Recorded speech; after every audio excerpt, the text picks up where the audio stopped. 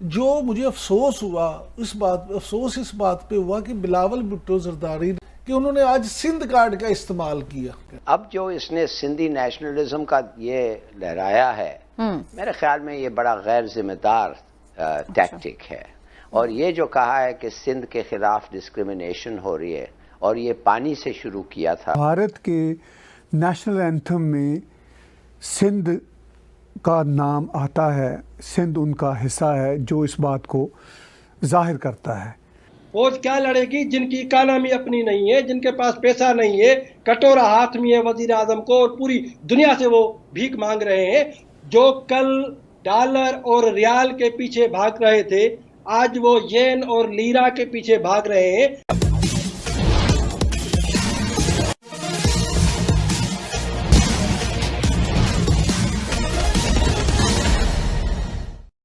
पाकिस्तान में अलग सिंधु देश की मांग के लिए आंदोलन तो बहुत पहले से ही चल रहा था। अब उसमें और गर्मी पैदा किया कल के बिलावल भुट्टो के उस बयान से, जिसमें उन्होंने कहा कि हम भारत के खिलाफ पाकिस्तान पर हो रहे अत्याचार की बात तो करते हैं, पर वही काम अब पाकिस्तान की केंद्र सरकार सिंध प्रांत के साथ कर रही है। हम चुप बैठने वालों में से नहीं हैं। क्या है सिंधु देश का मामला, इसके बारे में इस भी ब्लॉग के अंत में चर्चा करेंगे। उसके पहले आइए सुनते हैं कि पाकिस्तानी मीडिया में इस पर क्या चर्चा हो रही है। जो मुझे अफसोस हुआ इस बात पे हुआ कि बिलावल भुट्टो जरदारी ने आज तस्लीम कर लिया कि उनकी पार्टी सिर्फ सिंध की पार्टी है। अच्छा, वो इस तरह से कि उन्होंने आज सिंध कार्ड का इस्तेमाल किया। आप देखिए वो कुछ दिनों से कर क्या रहे हैं। पंजाब पानी ले रहा है, सिंध पानी ले रहा है। आज उन्होंने यहाँ तक उसमें बात की कि जी जिस तरह से पहले इंडिया पे इल्ज़ाम लगता है कि इंडिया पाकिस्तान के साथ कर रहा है, अगर वफाक ऐसे करेगा तो फिर पंजाब और वफाक पे ये इल्ज़ाम लगेगा कि हमारे साथ ज्यादती हो रही है, कर लेंगे। लेकिन उन्होंने महदूद अपने आप को ना सिंध तक कर लिया, वो सिंध कार्ड खेल रहे हैं। अच्छा, और उन्हें इस बात का यकीन हो गया कि मैं अभी इस पे कर लूं ताकि आइंदा इंतखाबात जब आए तो मुझे सिंध में इतनी मेहनत ना करनी पड़े, तो मैं उस वक्त जाके फिर दूसरे मुल्क के दूसरे हिस्सों में अपनी अच्छा। अब जो इसने सिंधी नेशनलिज्म का ये लहराया है, मेरे ख्याल में ये बड़ा गैर जिम्मेदार टैक्टिक है। और ये जो कहा है कि सिंध के खिलाफ डिस्क्रिमिनेशन हो रही है, और ये पानी से शुरू किया था।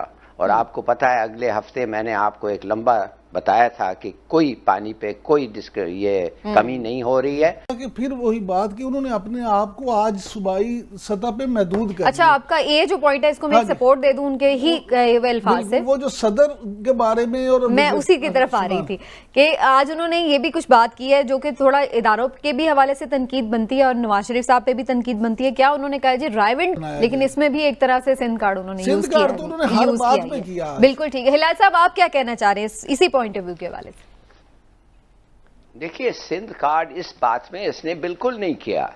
इस बात पे वो कहा है जो बिल्कुल सच है। अच्छा। आप सोचिए तो सही कि बेनजीर भुट्टो के साथ इन्होंने क्या किया था। इसके उन्होंने इनके खिलाफ केस निकालते थे और क्या पेशी देते थे 4 सूबों में। आप एक सूबा की बात कर रहे हैं। कभी बेचारी को कहती थी लाहौर आ जाओ, कभी कहते थे कराची में आ जाओ, कभी कहते थे उधर आ जाओ। I mean, this was impossible। बिल्कुल सही कह रहा है। पहले तो ये बात क्लियर होनी चाहिए कि सिंधु देश एक अलग वतन और मुल्क रहा है हिस्ट्री में।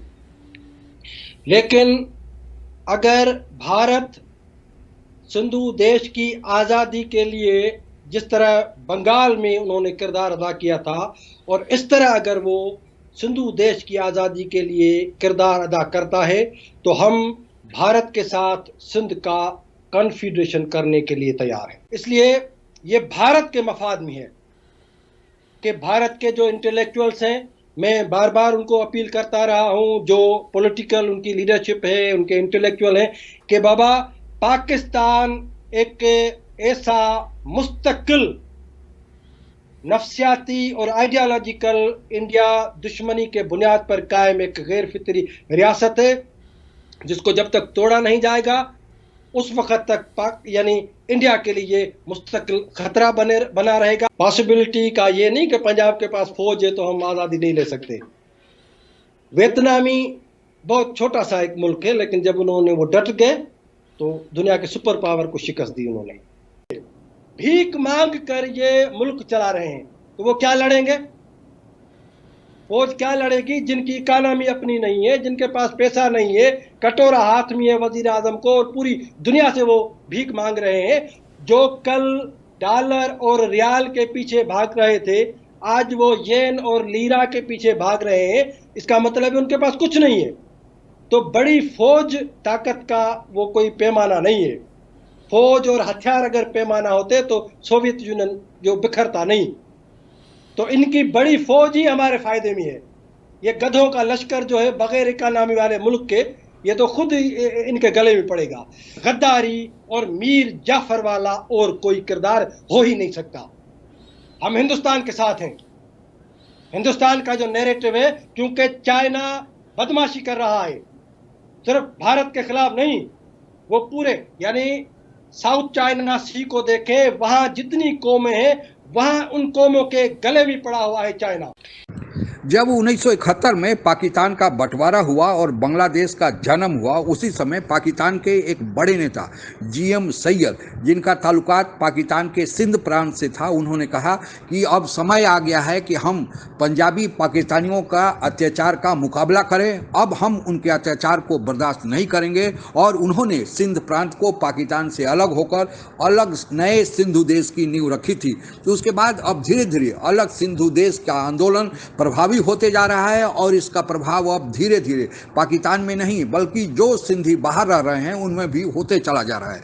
आप लोगों को पता ही है कि पाकिस्तान में 4 प्रांत हैं, जिनमें सिंध, पंजाब, केपी और बलूचिस्तान शामिल है। इनमें से सिंध प्रांत अलग होने की जो मांग थी, जिसके बारे में मैंने ऊपर चर्चा किया, इसके अलावे बलूचिस्तान प्रांत 1947 से ही पाकिस्तान से अलग होने की मांग कर रहा है और वहाँ स्थिति यह है कि अब वह आंदोलन उग्र रूप धारण करते जा रहे हैं। दिनों दिन वहाँ पर हिंसाएं बढ़ रही है और आए दिन पाकिस्तान की सेना से और बलूचिस्तान के लोगों द्वारा बनाई गई सशस्त्र सेना बलूचिस्तान लिबरेशन आर्मी के जवानों के बीच झड़पों की खबर आते रहती हैं और उसमें आए दिन पाकिस्तान के सैनिकों के शहीद होने, मारे जाने की भी खबरें आती रहती हैं। तो उसी तरह केपी जो एक प्रांत है खैबर पख्तूनवा, उसके लोग अधिकतर अफगानी मूल के हैं और अफगानिस्तान उस पर ग्रेटर अफगानिस्तान के कारण दावा करता है और यह दिन दूर नहीं कि अब केपी के लोग भी अफगानिस्तान के साथ जाना जल्दी पसंद करेंगे कि वहाँ पर अब तालिबान का शासन अफगानिस्तान में आ रहा है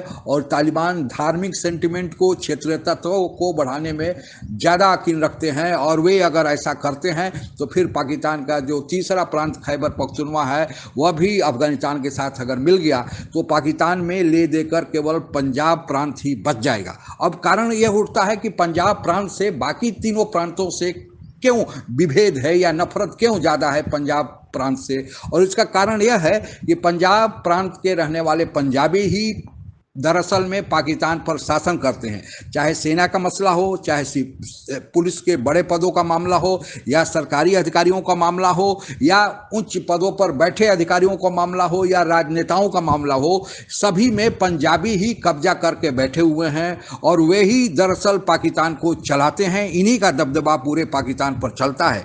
इसी कारण बाकी राज्य अपने को पाकिस्तान से कटा कटा महसूस करते हैं और अलग होने की मांग कर रहे हैं। इसके अलावा अवैध कब्जे वाला गिलगित बल्तिस्तान और पाक ऑक्युपाइड कश्मीर, ये तो दोनों ही अलग होने का पाकिस्तान से दावा करते हैं और आंदोलन भी चला रहे हैं और वे भारत के साथ मिलना चाहते हैं। तात्पर्य यह कहा जा सकता है कि पाकिस्तान के विभाजन की चिंगारी पाकिस्तान में जल रही है, केवल उसमें हवा की और ज़रूरत है और वह हवा अगर भारत देता है तो यह काम ज़्यादा आसान होगा, क्योंकि जो भी वहाँ पर अलगाववादी आंदोलन चल रहे हैं वह सारे लोग भारत की तरफ, चाहे बलूचिस्तान के लोग हो चाहे सिंध के लोग हो, या भारत की ओर टकटकी लगाकर देख रहे हैं। भारत अगर सक्रिय भूमिका निभाता है तो फिर पाकिस्तान अभी तक तो केवल एक बांग्लादेश बंटवारा होकर बना है, अब की बार वह 4 पाकिस्तान बनने की तैयारी हो जाएगी। आज के लिए बस इतना ही। आप अगर हमसे जुड़ा रहना चाहते हैं तो कृपया मेरे चैनल को सब्सक्राइब करें तथा बेल आइकन भी दबा दें ताकि नई वीडियो की जानकारी तुरंत आप तक पहुंच जाए। धन्यवाद। जय हिंद।